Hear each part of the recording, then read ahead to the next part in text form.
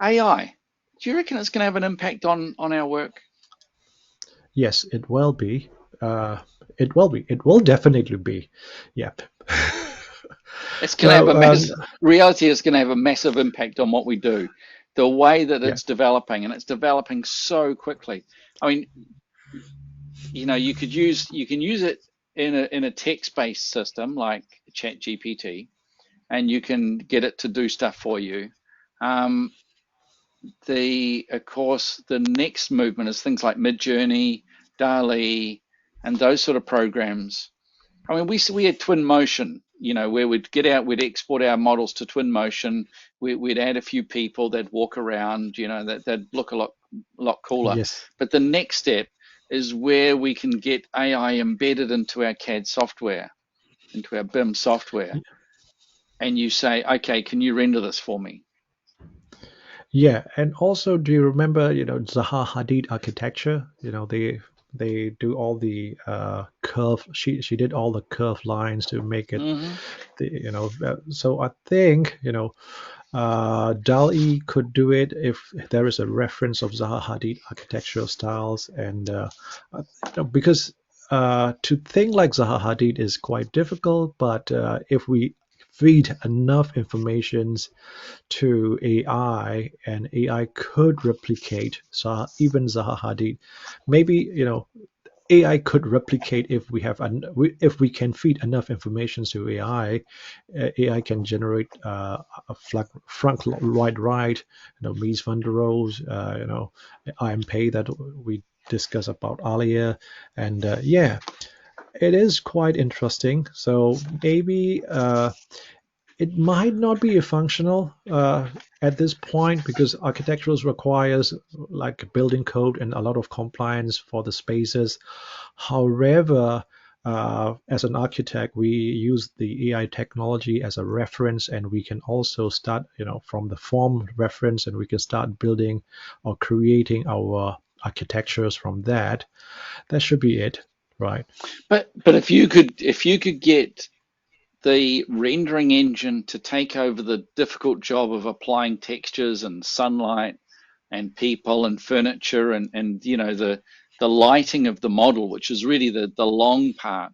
Good Yeah. lighting on a model takes ages to get perfect. But if you could get Yes. the AI to take over that part for you and do that quickly, that would give you then more time to do the thinking of the concept so that you Yeah. can think Yeah. about, because it's easy enough to get Dali and say, design me a building in the style of Frank Lloyd Wright, and you'll end up Yeah. with a Roby House copy.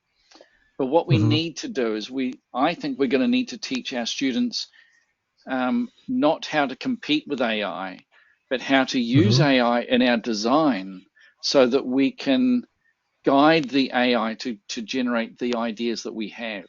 And I can see that Hmm. that AI is not going to replace architects um, completely. It's going to replace architects who don't want to use it, but it won't replace architects that learn to use AI to speed up or to improve the quality of their work. And so there's an Yeah. opportunity there where you start using AI not to increase effectiveness or increase efficiency of your drawings, but to increase quality of your drawings.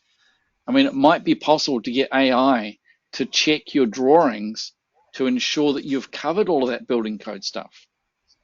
Yeah. That would be quite cool. So you can actually upload your Yeah. drawings or get AI to start reading through your drawings like like a building inspector. I mean, Yes. is their jobs on the line because we could get Yeah. AI to do the work of a building inspector?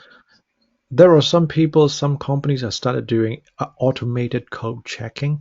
So maybe they are using AI technologies or normal code, normal programming techniques.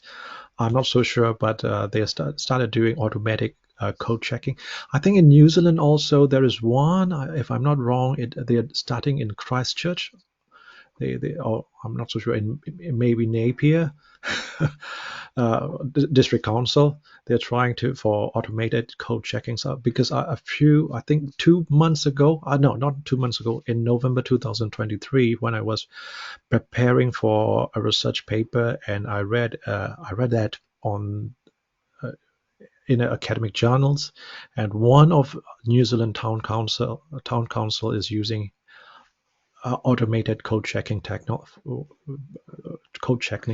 software, which is quite interesting. And I'm not so sure what the status now. Yeah, it's gonna be used New Zealand wide, but this is a pilot program. And also another country using is Singapore, because Singapore is quite small, but there are hundreds of thousands of buildings on it, and also there is one. Of course, Singapore is a city state, so it's easy to implement, and it's one building code for a For the city whole place. smaller than it's a city smaller than a Lake Taupo, which is easy, right? So that's what they are doing, and also the government of Singapore started drawings everything's into BIM, so it's even more manageable, I believe. But that is a little bit off track. But when we go back to AI, yeah, because AI is also computer programming languages, right?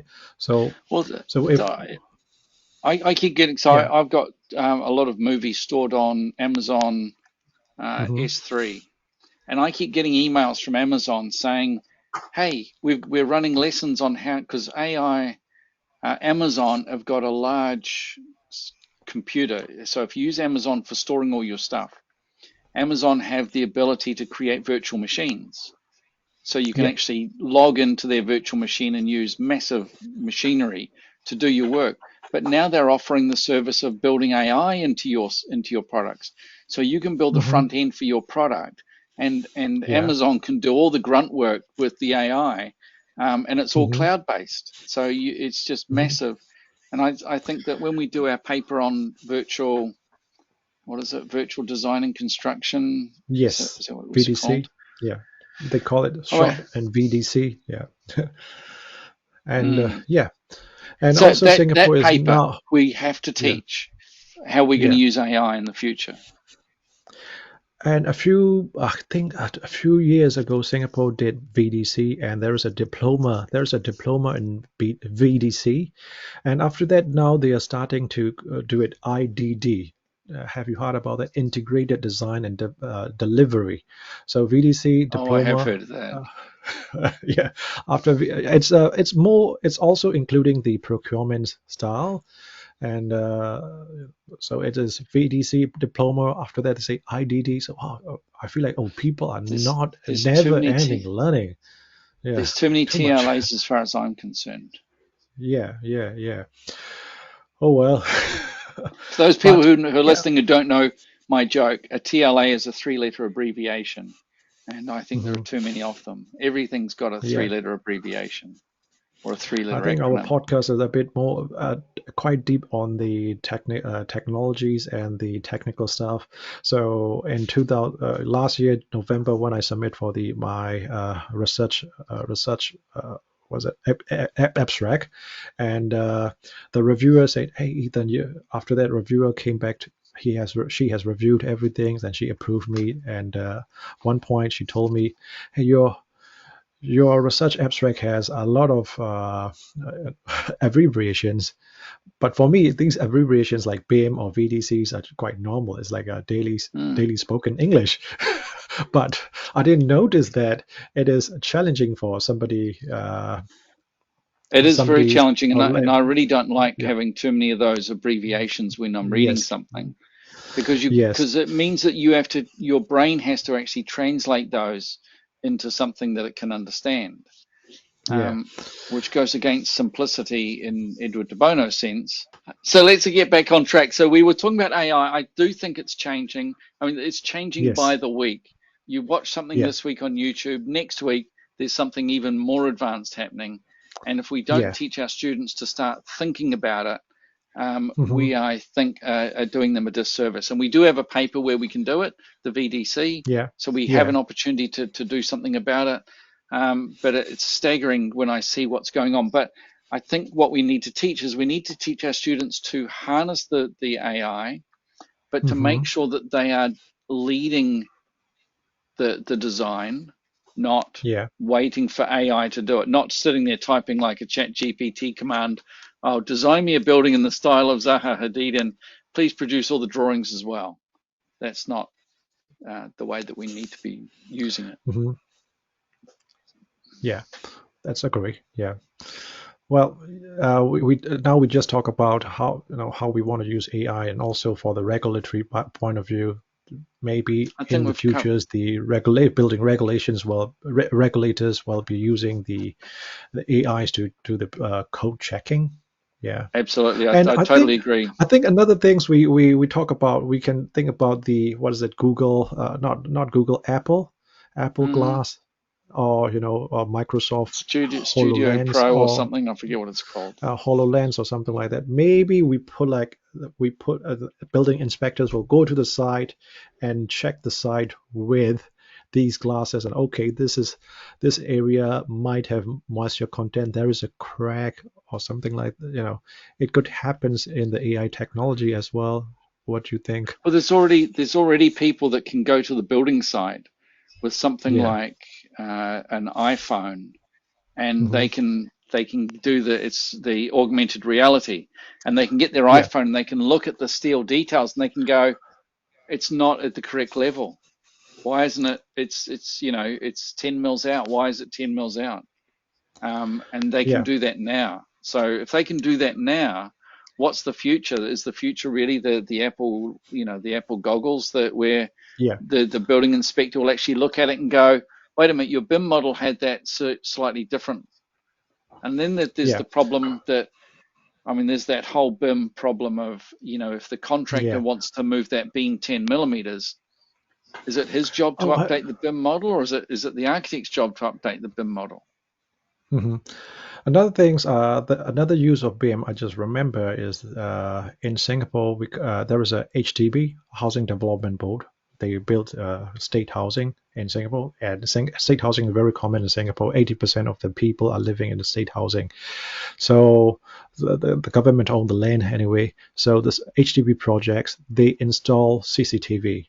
That CCTV has our AI powers for construction sites.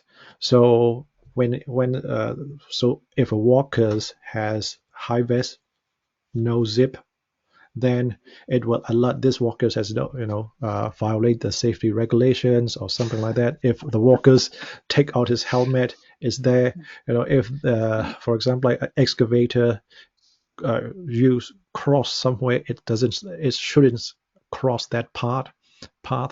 Right, it has alert to the systems and go to the project managers or the clients, etc. So it was quite common. It was a pilot project for Singapore. Its Housing Development Board has been using as a pilot program for up to 5 years. After 5 years, that technology has transmitted to other authorities in Singapore, and now the Land Transport Authority, that's what I know, is started using the AI power CCTV in their site, so they will check the safety, etc. So that's what I want to say, is the AI is the technologies which will stay with us forever, for every aspect of our life. So So wait a our minute. architectural technology, yes. Well, if Singapore have been using it for the last 5 years, Yeah, why aren't we using it on New Zealand building sites? I'm not so sure. The technology is available. There are vendors there, and they are selling the technologies, and they will say, okay, we will set up a CCTV at our site, and we will do. They have a demonstration or something, but that's it's there. So if you want to buy, just make a phone call. Can you come and Hmm. demonstrate to us? They will do it. Yeah. and Yeah. but So, it's which not is another. 100% perfect yet. There are some, It won't take it's long. too strict sometimes. Sometimes Yeah, it's too strict. Yeah, because it's yeah. like I according to the imagine. book. I mean, if you're wearing a black tie and your black tie happened to come outside your high vis vest, it would look like you didn't have your vest done up.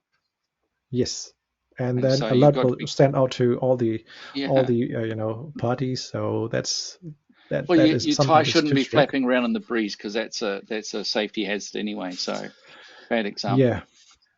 yeah. So Interesting. yeah, the technology, the AI technology is will stay with us forever. So we need to prepare our next generations and also for them. And also we need, if we want to be relevant with these technology, we also need to learn, right? Yeah, and I can see the idea where it's not very far away, where you do a three-dimensional sketch, like a quick perspective sketch, upload it to something like Dall-E or Midjourney, and say, okay, add some car parking, add the cars, add people. I actually tried that, and I wasn't very clear, and I said, add furniture and people onto the deck and a car, and so I put the car on the deck. Hmm. Oh So well, I just need to get better with that. Yeah, I think yes, you're right. I think should we're be going to have okay. to. We will be having to teach our students what AI is doing. Hey, Yeah, Ethan, yeah, that was a fantastic chat. Thanks very much. yeah. Thank you, and see you next week. Yep. Bye. See you next week. Bye.